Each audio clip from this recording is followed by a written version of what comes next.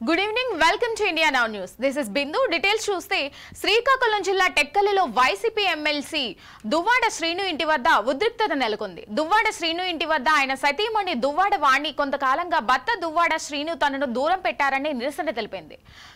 మరో మహిళతో కలిసి ఉంటున్నారని police station లో భార్య ఫిర్యాదు చేసి పోలీసులతో కలిసి దువ్వాడ శ్రీను ఇంటికి చేరుకున్న భార్య వాణి అక్రమ సంబంధంపై నిలదీయగా దువ్వాడ శ్రీను భార్య వాణిపై దాడికి యత్నించాడు. దాడిని పోలీసులు అడ్డుకున్నారు.